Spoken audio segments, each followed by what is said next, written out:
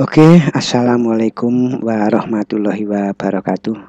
Jumpa lagi, ketemu lagi, dan berkumpul kembali tentunya bersama channelnya Mbah Muyadi Hadi. Nah, ini langsung saja Mbahmu akan menyimak tentang penjelasan kuasa hukum keluarga Farel Prayoga. Karena tadi itu Mbahmu kurang begitu jelas ketika labnya Banyuwangi Official, karena tadi sibuk menjawab teman-teman Valop yang lagi chatting. Nah, oleh karena itu ini Mbahmu akan nonton ulang channelnya Mas Hengki, yaitu Banyuwangi Official. Tolong di subscribe channelnya Banyuwangi Official. Mbahmu pinjem Bang Hengki ya. Nah, ini akan Mbahmu tonton, dan mungkin teman-teman Valop akan juga menonton ulang. Oke, seperti apa? Mari kita simak baik-baik sehingga biar tidak salah paham. Oke, mari kita tonton. Pernah waktu itu, bahkan kita pernah ketemu, ada Om Rais, ada saya, ada Bapak. Kita pernah nagih waktu itu. Kita pernah nagih beberapa kali. Itu ada yang di TF, tapi itu enggak semuanya. Oke, jangan lupa subscribe channelnya Banyuwangi Official. Baik, assalamualaikum. Buat semuanya, buat teman-teman, jangan lupa ya subscribe YouTube Bapak Muyadi Hadi ya. Situ ya, ada akses video-videonya Pak Arya. Kita support Pak Muyadi biar terus berkarya di dunia. Warahmatullahi wabarakatuh. Tentunya yang ada di sini semua dan para Valop di sini, kita sudah ada kuasa hukum dari keluarga Farel Prayoga yang sudah tidak asing lagi ya, sudah pernah wawancara Bapak Ribut Puryadi ya, dan Bapak Aris Prianto. Bapak Aris Prianto ya, Bapak Ribut dan Mas Aris. Bapak Ribut Puryadi dan Pak Aris Prianto ya. Sehat-sehat Pak ya. Alhamdulillah. Dan di sini juga ada idola kita Farel Prayoga. Sehat Rel? Sehat. Dan Pak Joko. Semangat ya. Pak Farel. Ini teman-teman, mohon maaf ya, kita para YPS bukan berarti ingin membahas kok, mengungkit-ungkit terus hal ini, tapi karena memang ini sidangnya belum selesai ya. Jadi ada hal yang perlu disampaikan. Tentunya kita harus tahu sebelumnya kita ada momen di mana 3 kali sidang pembacaan gugatan Pak ya, jawaban dan juga replik yang kita belum tahu persis isinya. Oke, ini Mbahmu mohon maaf ya, ini Mbahmu tidak akan mengomentari hal ini karena ini berhubungan dengan hukum. Takut nanti Mbahmu salah ngomong, jadi Mbahmu nyimak aja. Pun pembacaan gugatan waktu itu sudah ada di Radar Banyuwangi. Mungkin boleh diulangi Pak Ribut. Nah, waktu itu kita nggak tanya Pak ya, apa saja materi gugatan waktu itu Pak Ribut. Ya. Mohon ini disimak ya. Ya, makasih atas partisipasi rekan-rekan juga sekalian. Sebelumnya ucapkan assalamualaikum warahmatullahi wabarakatuh. Waalaikumsalam. Dan salam sejahtera untuk kita semuanya. Jadi yang perlu saya sampaikan dalam konteks perkara yang sedang kami tangani, kami atas dan untuk nama klien kami Pak Joko Suyoto sebagai seorang tua artis Farel Prayoga menyampaikan bahwasannya Pak Joko ingin menyampaikan hak hukumnya yang diakui oleh hukum itu dengan mengajukan gugatan di Pengadilan Negeri Banyuwangi terhadap saudara tergugat. Kenapa Pak Joko ini mengajukan gugatan? Tentunya ada suatu alasan hukum yang dibenarkan atau diperbolehkan oleh kaidah hukum. Pak Joko sebagai orang yang terikat dalam perjanjian kerjasama manajemen artis Farid Prayoga Iya. merasakan atau mengalami suatu keadaan bahwasanya tergugat dalam perjalanan perjanjian kontrak yang ditantangani tidak melaksanakan salah satu kewajibannya. Iya. Terus kewajibannya apa? Yaitu membuat laporan keuangan setiap 1 bulan kepada penggugat. Jadi apa? Untuk manajernya berarti tidak membuat laporan keuangan setiap bulannya ini. Dalam arti kepada Pak Joko sebagai pihak kedua Pak dalam Jokonya. yang berakibat Pak Joko ini menderita kerugian secara materi. Kewajiban itu sudah dicantumkan secara jelas dalam akte perjanjian kerjasama. Seharusnya apa yang menjadi hak dan kewajiban yang telah disepakati itu harus dilaksanakan secara sukarela oleh para pihak. Klaim kami, artis Farid Prayoga sudah melaksanakan semua kewajiban sebagai apa yang berjanji. Tetapi dalam pelaksanaan kontrak ternyata dari pihak tergugat, dari waktu itu pihak ke-1 dalam akte perjanjian kerjasama tidak melaksanakan kewajiban tadi yang saya sebut. Tidak membuat laporan keuangan setiap 1 bulan kepada penggugat. Jadi tidak membuat administrasi uang masuk berapa, keluar berapa, sisa berapa, mungkin seperti itu. Gitu. Sehingga menimbulkan hal ini berakibat apa? Karena tidak ada laporan keuangan, tentunya hak dari penggugat yang sebesar 70% dari keuangan atau penghasilan saudara Farid Prayoga kan tidak menjadi jelas. Terkait ketidakjelasan ini, Pak. Saya mohon bisa tanya ke Farel ya. Pernah nggak mengkomunikasikan secara baik-baik sebenarnya ke pihak tergugat, Rel? Pernah, waktu itu bahkan kita pernah ketemu, ada Om Rais, ada saya, ada Bapak, kita pernah nagih waktu itu. Kita pernah nagih beberapa kali, itu ada yang di TF, tapi itu enggak semuanya. Belum semua ya? Ya, itu kan, terus bilangnya tuh besok saya TF ya, besok saya TF gitu. Itu sampai 3 bulan, sampai sekarang belum di TF. Oh iya. Tapi dengan adanya jawaban besok saya TF, pihak tergugat juga menyadari bahwa itu kewajibannya, Pak ya, menurut Bapak Ribut ya? Pihak kedua maksudnya? Pihak tergugat sebenarnya tergugat seharusnya nggak usah menyadari, memang itu sudah diatur dalam perjanjian. Ya dengan jawaban Pak Farel tadi kan besok saya transfer berarti kan iya benar ya?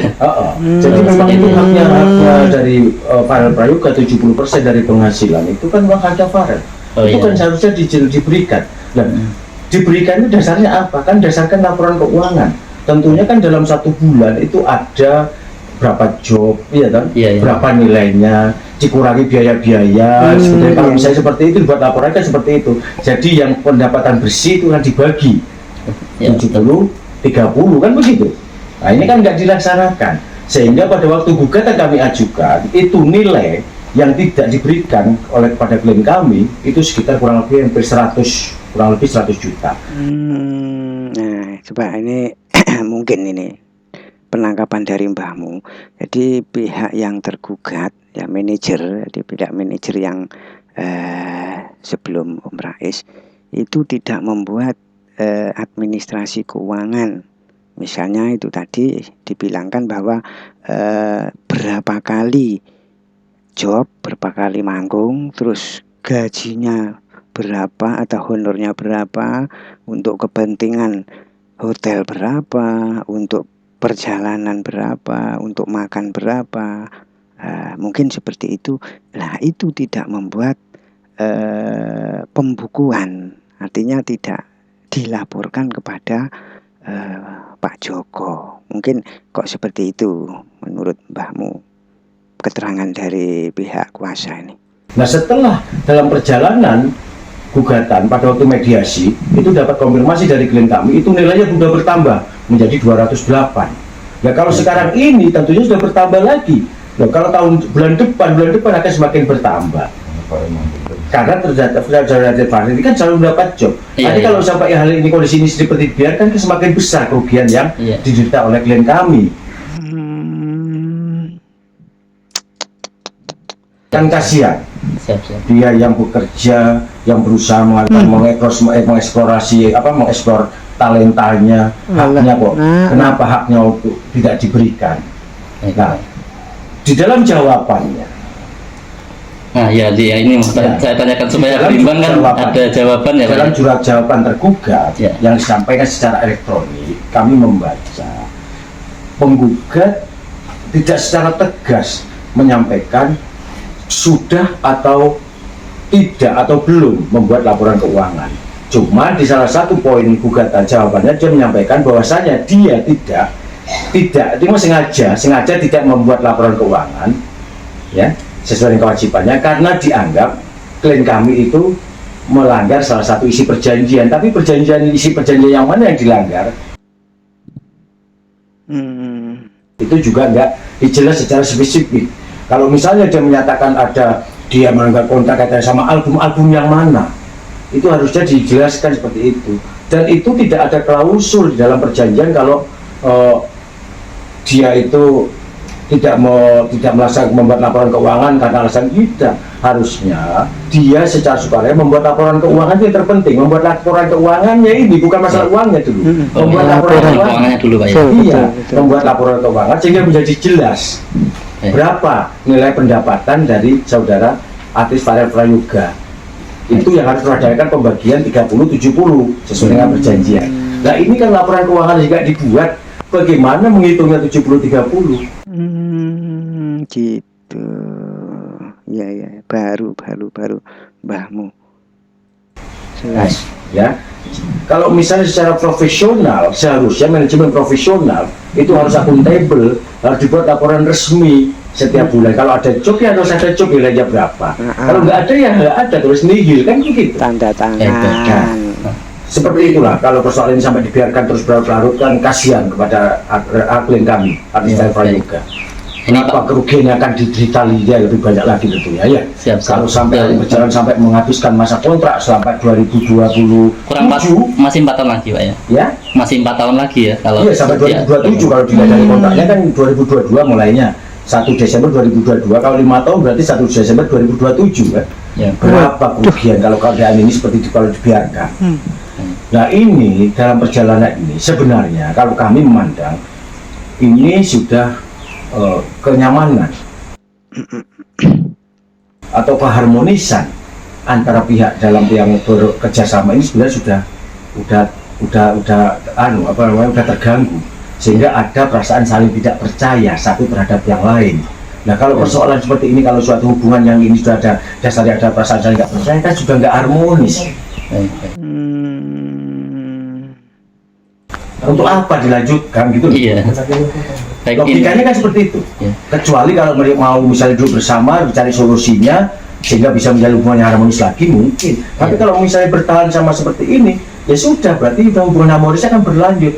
Kan kasihan kepada klien kami yang punya talenta, yang harus sudah mengeksplor talentanya, tapi tidak nyaman gitu sebagai aset intelektual, hak intelektual dari duta apa istilahnya itu duta haki juga ya, duta kekayaan intelektual, apalagi masyarakat Banyuwangi. Farel ini kan sebagai aset.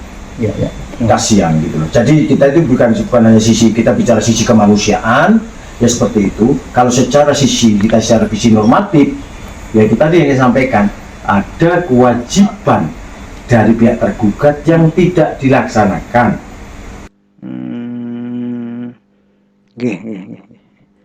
Yang seperti kami utarakan sebagai alasan pokok gugatan ini, sehingga ingin diajukan pembatalan untuk perjanjian ini, nggak usah diteruskan lagi. Nah itulah Jadi apa yang disampaikan oleh Pak Joko ini semuanya diatur di dalam perjanjian itu, klausul itu ada. Dalam hal misalnya dari pihak tergugat tidak melaksanakan kewajiban, Pak Joko sebagai pihak penggugat, sebagai pihak yang terikat dalam perjanjian itu bisa mengajukan pembatalan. Dalam hukum pun diatur juga, bisa dalam perjanjian dilakukan orang dewasa jika salah satu pihak ini, orang dewasa ini merasa dirugikan, dia bisa mengajukan pembatalan terhadap perjanjian yang diadakan. Siap. Nah, ini tadi saya lihat Pak Joko juga mau ngomong kayaknya. Pak Joko ngomong apa tadi, Pak? Monggo Pak Joko biar didengarkan teman-teman ini. Kemungkinan ya kalau dari awal seandainya dia itu transparan, antara 30-70 ya mungkin sampai kayak gini, mungkin sampai persidangan. Jadi persoalannya di transparansi di awal. Seandainya dia jujur lah kasarnya. Iya. Dia nongeng mulai wis. Iya, mungkin nggak sampai seperti ini lah ya. Iya. Ya, jadi saya tegaskan lagi. Jadi ternyata dari pihak tergugat dari jawabannya itu sengaja tidak membuat. Iya, saya baca di Radar Banyuwangi. Jadi dia sengaja tidak membuat laporan keuangan, sehingga dia punya hak untuk menangguhkan pembayaran kepada artis. Baik. Dan itu tentunya dijawab juga dalam replik yang kemarin, Pak. Dijawab dalam replik. Apa itu, Pak, jawabannya? Kalau kami menyatakan dia tidak ada klausul, kan sudah bilang tidak ada klausul bahwasanya dia itu tidak membuat laporan keuangan tanpa alasan itu. Memang ada klausul di situ dia bisa menangguhkan pembayaran, tapi untuk laporan keuangannya harus. Laporan keuangan ini kan tidak mesti harus diikuti pembayaran. Oh iya. Laporan dulu nggak apa-apa. Laporan keuangannya dulu, laporan keuangannya lu nggak dilakukan. Iya. Saya nak catetane ini jawabannya. Terus bagaimana untuk mengetahui berapa haknya Farel sebagai orang, sebagai artis yang bekerja, yang mendapatkan penghasilan? Itu ngambang. Berapa haknya sebenarnya dari 70% kalau laporan keuangannya tidak pernah dilakukan secara tertulis? Tentunya kami ngerti tertulis. Namanya suara badan hukum, PT kan manajemennya kan profesional, harus akuntabel. Api, Pak ya? Iya, harus akuntabel. Oh iya. Ya. Jadi itulah makanya kenapa klien kami mengajukan gugatan untuk membatalkan perjanjian, ya salah satunya itu alasan. Paham wes. Mau dipahami untuk teman-teman malam, nggih. Baik, Pak. Ini kan minggu depan agendanya masih duplik, Pak ya, kalau nggak salah. Ya, duplik. Ya. Setelah duplik apa lagi, Pak? Setelah duplik nanti kita anukan dari agenda sidang, nanti hakim akan menyampaikan lewat itu lewat elektronik apa agenda sidang selanjutnya. Kalau selayaknya, kalau hukum acara seharusnya setelah jawab menjawab itu selesai. Jawab menjawab itu ya tadi itu jawaban, replik, duplik itu jawab menjawab itu selesai, baru diikuti di proses selanjutnya adalah pembuktian. Pembuktian surat. Gitu. Tapi kalau di situ ada eksepsi yang kaitan sama kewenangan relatif atau kewenangan absolut, itu baru diputus dulu. Tapi kemarin itu tidak ada jawaban terbuka, tidak ada eksepsi kaitannya yang menyangkut kewenangan relatif atau kewenangan absolut. Baik ya. Jadi mungkin ada yang menyampaikan ini. Oh iya, Pak. Dia memang sengaja ditangguhkan kayak gitu. Apanya? Duit. Kalau alasannya jawabannya kan seperti itu. Sedangkan aku gugat ini karena karena duit tidak keluar. Seandainya duit keluar nggak mungkin tak gugat. Iya. Itu di jawabannya kan itu. Ya Tapi di alasan kamu ya. Iya, di Radar Banyuwangi seperti itu, Pak Joko. Iya. Karena kan? sengaja, karena dianggap juga dari pihak penggugat, dari pihak sini, menurut saya yang saya baca ya, barangkali keliru ini ya. Katanya juga ada yang dilanggar tidak melaksanakan perjanjian. Ya, cuman dalam replik juga sudah dijawab juga pastinya. Juga diulangi lagi. Oh baik. Seperti itu. Ya. Jadi ada hal-hal jawaban-jawaban lain yang tidak menyangkut substansi pokok perkara, seperti bagaimana sejarahnya, historisnya dia terus terbaru itu, mohon maaf kami nggak akan menanggapi karena itu sudah di luar konteks pokok perkara. Jadi kami tidak ingin di luar substansi begitu. Narasi seperti itu. Baik. Jadi kami hanya fokus pada pokok gugatan, bagaimana dia menjawab pokok gugatan itu aja. Ya. Adapun hal yang lain yang dijawab oleh dia dalam jawab tergugat berkaitan dengan narasi-narasi atau sejarah-sejarah atau apa tentang yang lain-lain, ya kami nggak akan menanggapi. Oke, mungkin ke Aris, mungkin Pak Aris. Ini kan minggu depan ada jadwalnya duplik lalu dan seterusnya. Bagaimana Pak persiapan tim kuasa hukum untuk kedepannya nih Pak Aris? Ya, untuk berjalannya sidang ini kemarin kita menggugat, kita sudah dapat jawaban dari pihak tergugat. Terus untuk menjawab jawaban tergugat ini kita ada replik kan sudah kita kirimkan replik itu, kita sampaikan pada tanggal 21 kemarin. Nah, tanggal 28 besok itu agenda duplik yang akan disampaikan pihak tergugat kepada kami. Jadi untuk saat ini berjalannya sidang sebagaimana yang disebutkan atau dijelaskan Pak Riko tadi sampai dengan replik ya yang sudah ada, dan besok tanggal 28 itu akan menyampaikan duplik dari pihak tergugat secara elektronik. Nah selanjutnya nanti agenda sidang pembuktian itu bisa dilaksanakan secara offline, tatap muka. Langsung saat ini kita memang berjalannya sidang ini kita melakukan via elektronik, yaitu sistem elektronik elektronik ekot. Jadi sidang secara elektronik, jadi kita tidak tatap muka. Ditunggu dulu kira-kira materi dupliknya dari pihak tanggal 28 gitu Pak ya. Tanggal 28 besok. Dan ini penting juga buat Pak Alok ini, Pak Arel, Pak Joko dan semua. Mungkin banyak yang mengira kan sidang itu kan panjang Pak. Ini dikira sudah selesai apa gimana? Ini berarti kan masih butuh begini ya. Yang namanya sidang kan butuh dukungan moral ya. Masih butuh sampai ini Rel ya, sampai selesai begitu ya. Kita doakan saja. Masih panjang ya, prosesnya. Semoga cepat selesai. Terus ini Pak, mungkin pertanyaan sedikit numpang. Kita YouTuber pohon sawo ini kan memang kesehariannya konten Arel dan keluarganya ya. Jika ada yang bilang kok nggak netral nih yang di konten dari pihak sini ini kan, tapi kan kalau apakah kita memang kesehariannya memang konten memang Parelan dan keluarga itu apakah saya kalau bilang saya kan punya hak untuk ibaratnya ya konten di sini aja, itu kan bagaimana Pak? Apakah benar seperti itu Pak? Ya kalau menurut kami sih ya, yang namanya YouTuber yang konten itu kan dia menyampaikan apa yang disampaikan oleh narasumber langsung. Iya toh, bukan tidak menanggapi apa yang disampaikan oleh narasumber. Kalau menanggapi itu nanti menimbulkan opini atau tendensius, keterpihakan. Tapi kalau tidak menanggapi, ya apanya yang mau ditanggapi langsung dari sumbernya yang menyatakan?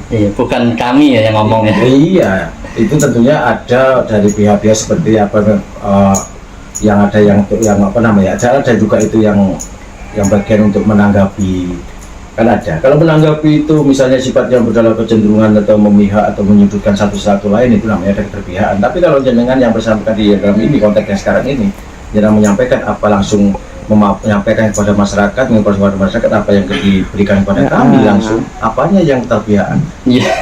Dan kalau misalnya dari pihak yang merasa ya kok enggak ya silakan ngundang YouTuber sendiri juga harusnya. Untuk menyampaikan apa versinya. Sebenarnya kami pun tidak masalah kalau dianggap berpihak, karena memang ya memang kami sebenarnya mendukung Warel. Yang penting ini YouTuber yang baik itu begini. Jadi dia itu meliput atau menayangkan sebagaimana fakta dan peristiwa hukumnya. Nah ini kan yang kita lakukan seperti itu. Nah keadaannya dan peristiwa hukumnya seperti ini, fakta hukumnya yang seperti ini. Jadi kalau keberpihakan itu keberpihakan yang mana? Jadi itu aja, sampaikan apa dan sebagaimana peristiwa hukumnya saja. Dan fakta hukumnya seperti apa, ya itu aja sudah. Para Palok juga itu. Bahwa ini memang perlu dukungan ya dari pihak keluarga Farel ya, mohon didukung. Dan kalau dari pihak kami ya seperti itu ya, seperti dijelaskan ya, kita memang sehari-harinya konten di sini ya. Oke Pak, mungkin ini ada perlu kami sampaikan sebagai ya itu bahwasanya hak perjuangan hak yang dilakukan oleh adik kami dan kami ini ya. Tentunya kami ingin mendapatkan doa dan support. Amin. Khususnya pada Farel Lover ya. Kalau mendapat doa, dukungan, mudah-mudahan apa yang diperjuangkan oleh Farel Amin. akan diridhoi oleh Allah Subhanahu wa taala. Ini memperjuangkan menjadi haknya yang kita perjuangkan. Itu aja. Dan kepada pesan saya juga kepada klien saya, bahwa saya ada persoalan ini tetap berkarir, tetap semangat, jangan terpengaruh dengan persoalan ini. Biar kami sebagai tim penasihat hukum yang akan berjuang di pengadilan. Jadi untuk di Farel tetap berkarya. Tentunya insya Allah tidak akan terpengaruh ya Rel ya. Aman. Ada yang bilang dari komen-komen itu nantinya terpengaruh dengan macam-macam. Ya, justru kalau nggak tuntas akan terpengaruh. Oke. Justru kalau persoalan nggak tuntas akan berpengaruh. Karena bagi juga akan mempengaruhi psikologisnya di Farel. Siap. Ini mungkin cukup Pak Ribut dan Pak Aris. Farel Ya. dan juga Pak Joko, terima kasih Pak atas bincang-bincangnya. Oke, itu ya kalau mohon dimengerti. Salam dari kami para YPS. Wassalamualaikum warahmatullahi wabarakatuh. Oke, demikian tadi kita sudah menonton. Jadi kita sebagai penonton dan pada pihak keluarga Nak Farel dan Pak Joko minta dukungan dan mohon doa. Oleh karena itu mari kita berdoa semoga permasalahannya keluarga Nak Farel, Pak Joko segera selesai. Oke, terima kasih. Ini tadi mbahmu baru jelas karena tadi ketika labnya Mas Hengki itu banyak para balap-balap yang menulis di chatnya sehingga tidak terfokus. Jadi oke, baru sekarang ini bisa menyimak dengan baik. Oke, mohon maaf kalau tadi sering saya pause biar tidak kena hak cipta. Oke, kalau langsung nanti kan bisa kena hak cipta.